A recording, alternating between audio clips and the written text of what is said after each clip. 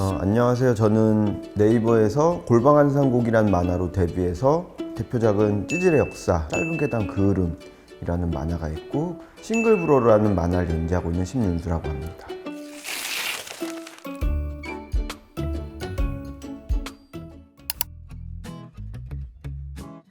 개요, 심윤수, 필명 침묵, 출생 1982년 11월 17일 울산, 홍익대학교 조용대학 애니메이션 학사 졸업, 대한민국 웹툰 작가이다. 틀렸습니다 이거. 저는 졸업하지 못했습니다.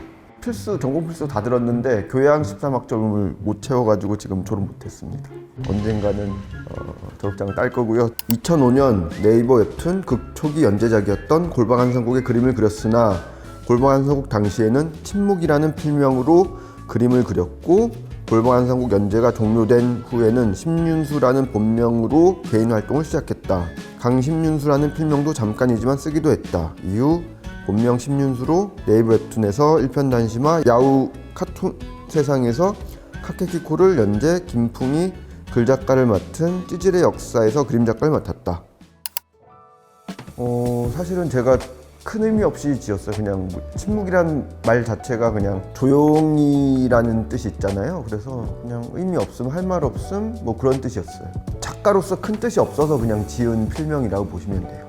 이름을 알리겠다 하고 내가 작가다 이런 의미가 없다라는 의미라고 보시면 돼요. 그래서 제가 작가로 살 줄 몰랐기 때문에 이런 필명을 지었어요. 그리고 웹툰이 이렇게 잘 될지 몰랐어요. 그때는. 그러니까 제가 웹툰 작가로 쭉 살지 몰랐어요. 그리고 강심윤수라는 이름을 쓴 거는 1편 단심화라는 만화를 할 때였는데 제가 사실 제 이름을 막 그렇게 좋아하진 않았어요. 심이라는 성씨 자체가 되게 희바리가 없는 느낌?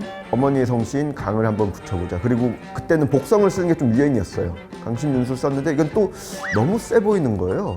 본명으로 지금 활동하고 있어요. 전공도 애니메이션이었고 전공이 끝나고 나면 일러스트레이터로 전향을 한다던가 혹은 애니메이터가 된다던가 이런 식으로 생각하고 있었죠. 웹툰 작가를 꿈꾼 적은 없었습니다.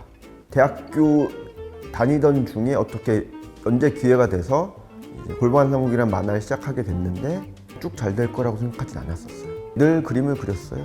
찌질의 역사는 드라마, 로맨스 작품으로 스토리, 김풍, 작화, 심윤수가 맡았고 누구나 겪었을 법한 청춘의 이불킥 찌질한 이야기를 통해 주인공들이 성장하고 그 과정 속에 함께 공감하며 우리도 어른이 되어가는 내용을 담은 웹툰이다. 김풍 작가님이 저희 학교 선배님이세요. 저희 과 아마 1기일 거예요. 그리고 이제 업계에서도 이제 시장을 개척했던 분이니까 학교에서도 선배고요. 업계에서도 선배인 거예요. 그래서 이미 어려운 사람이에요. 이미 어려운 사람. 예. 뭔가를 해보자, 으쌰으쌰 해보게 된 계기가 풍이 형도 저도 네이버에서 바로 전작이 잘 안 됐거든요. 약간 패배자 연합 같은 느낌으로 이제 같이 하자가 된 거죠. 액션을 어떻게 짜고 뭐 그런 얘기를 하다가 풍이 형이 갑자기 이제 머리 10kg 이제 놀러 갔다 오면서 이제 좋은 얘기가 등장했죠. 예. 김풍 작가님이 작업을 하면 되게 꼼꼼하게 작업을 해요. 디테일이 굉장히 강하거든요. 모든 돌다리를 두들겨보고 방망이 꼼꼼하게 깎고 이런 식으로 작업하시기 때문에 굉장히 꼼꼼하고 설계도 굉장히 오랫동안 만들어요. 그래서 작업을 한다면 추리물이나 이제 조금 스릴러 같은 쪽이 조금 더 쉬울 것 같아요. 특징, 장르는 로맨스지만 기존 달달한 연애물과는 다른 20대에 막 접어들어 아직 어린 티를 못 벗은 남자들의 찌질한 과거담에 관한 이야기이다. 특히 주인공 민기는 가히 찌질 종결자라고 불러도 될 만큼 매주 독자들의 인내심을 테스트하고 있는 중. 이 작품은 대한민국 30대의 20살 언저리 시절의 흑역사를 그리는 작품이라고 할 수 있다. 속 터지는 전개를 읽은 이들의 경우가 대다수지만 일부 30대 독자들은 작품 속 인물들로부터 자기 자신을 발견하는 증언들이 속속 등장하고 있는 상황이다. 원래는 풍이 형이랑 같이 하기로 했었던 작품이 찌질의 역사가 아니었어요. 원래는 액션물이었어요. 생각보다 막 잘 나오고 있지 않았어요. 아까 말했듯이 풍이 형이 다시 이런 것들 많이 하다 보니까 그리고 그런 복고에 대한 니즈가 있어서 이제 사람들이 괜찮다, 우리가 보고 싶었던 거다라는 이야기를 했었죠.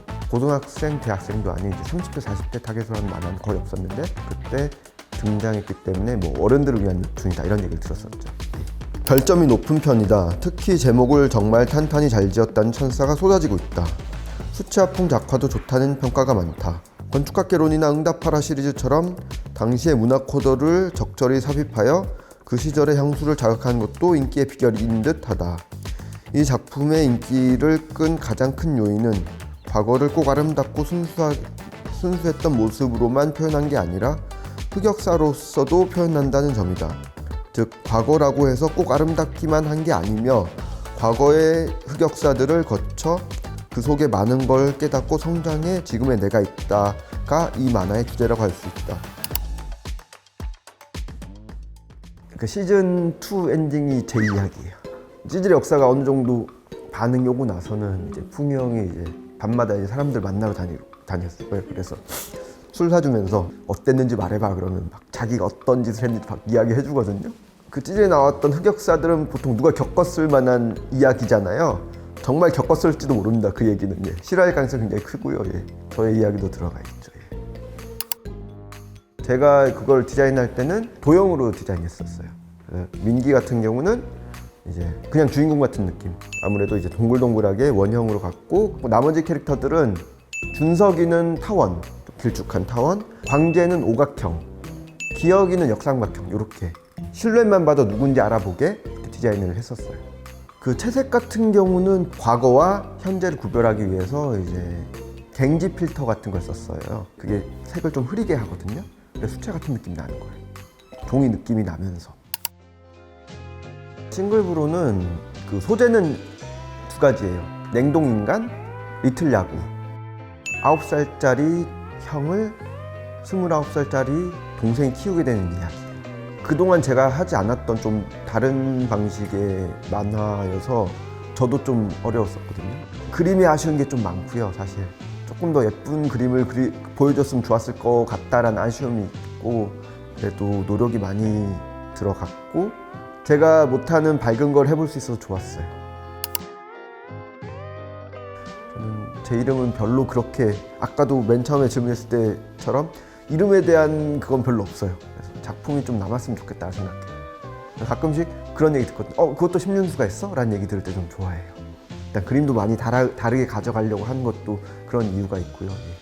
연출을 잘하는 게 훨씬 좋은 작가라고 생각해요. 왜냐면 이제 AI가 다 잘 그려주잖아요. 결국엔 연출이 남을 것 같아요. 작가님께서 이제 고양이를 굉장히 좋아하시는 그런데 집사이신가요? 예, 지금 2마리 키우고 있고요. 많이 키울 때는 4마리 있었죠.